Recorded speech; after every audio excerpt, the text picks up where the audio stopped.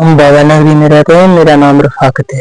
मसला ये हुआ कि कल एक रिक्वेस्ट आई, फेसबुक पे एक वीडियो वायरल हो रहा था, बहुत तरीके से वायरल हो रहा था। उसमें ये था कि मेरा भाई का नाम ये था कि इसकी डेथ हो गई। हमें पता ही नहीं लगा तब तक, तो उसका मोबाइल स्विच ऑफ आ रहा था। फिर हम थाने में गए, तो वहां से उन्होंने बोला हम फोन करेंगे आपको पता लगाकर। तो फिर अभी भी मेरा बाप गया है थाने, भाई भी गया है, हम भी रात थाने में थे। तो फिर उन्होंने शाम की अजान के बाद उन्होंने वहां से हमें छोड़ा। फोन हम करते थे, आज 9वां दिन हो गया है, उसका मोबाइल का स्विच ऑफ आ रहा था। हमने बोला बैटरी डाउन होगा, ये होगा वो होगा, तो चार्ज नहीं होगा, मोबाइल खो गया होगा, तो इसीलिए फोन नहीं। उसका नाम बिलाल था। वो छोटा गया था इधर से, तो वो फिर 2009 साल के बाद आया, 2013 में वापस। फिर इधर बैठा 19 में, फिर गया 2019 में, फिर गया। तो फिर गया तो फिर इस साल आने वाला था यहाँ घर। उसने फोन किया था कि मैं आ जाऊंगा इस साल, बाहर दिल्ली में गया था। तो फिर आया नहीं वो, तो इतनी अचानक में इधर से ये हो गया। फेसबुक पे, सोशल मीडिया पे ये वीडियो वायरल हो रहा था। वो चावल की फैक्ट्री में भी था, वो वहां पे भी काम कर रहा था, और वो ऑटो रिक्शा भी चला रहा था। तो उसको उम्र वहीं हो गई, उम्र भर। वो छोटा बच्चा यहाँ से गया है, उम्र भर वो वहीं रहा है। स्विच ऑफ, हमें क्या पता लगता। हमने सोचा शायद फोन इसका खो गया है या स्विच ऑफ है, कोई बैटरी खराब है, ऐसे ही हमने किया। तो जैसा मैंने ये सुना, तो फिर मैंने बाप को बोला, तो बाप ने बोला चलो हम थाने में जाएंगे, उनसे पूछेंगे। तो उन्होंने बोला हम पता निकाल के फोन करेंगे। हम यही चाहते हैं कि अब मेहरबानी करके उसकी ये जो डेड बॉडी जहाँ पे हुई है, सरकार से हम यही अपील करते हैं कि हमारे घर में लाई जाए।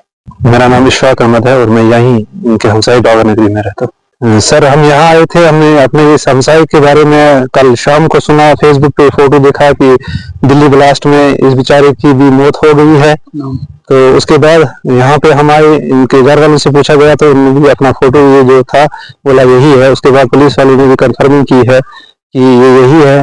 तो अब हम गुजारिश करते हैं जम्मू कश्मीर एडमिनिस्ट्रेशन से और अपने एमपी जनाब मियां अल्ताफ साहब से और अपने रेस्पेक्टेड एमएलए मियां मेहर अली साहब से कि इन बेचारों की भरपूर मदद की जाए, क्योंकि ये निहायत ही गरीब है और इनका बाप जो है बुजुर्ग है, बड़ा वाला भाई भी अलग रह रहा है। इनके मकान की हालात आप देख सकते हैं। इनकी माँ जो है वो हार्ट पेशेंट है, उसको अभी तक भी ये पता नहीं लगा कि मेरे बच्चे की मौत हो गई है, क्योंकि उससे बात चोरी रखी हुई है, क्योंकि वो पहले से ही हार्ट पेशेंट है। अब हमारी एक ही गुजारिश है जम्मू कश्मीर एडमिनिस्ट्रेशन से भी और सेंट्रल गवर्नमेंट से भी कि जितना हो सके इन बेचारों की मदद की जाए, क्योंकि इनके पास इतने पैसे नहीं कि यहाँ से दिल्ली जाए और फिर दिल्ली से अपनी इस डेड बॉडी को वापस यहाँ तक ले आए, क्योंकि बेचारे नहायत ही गरीब है और बुजुर्ग है, बाप भी, माँ भी बीमार है, दूसरे वाला भाई जो है वो भी शादीशुदा है, छोटे छोटे बच्चे हैं।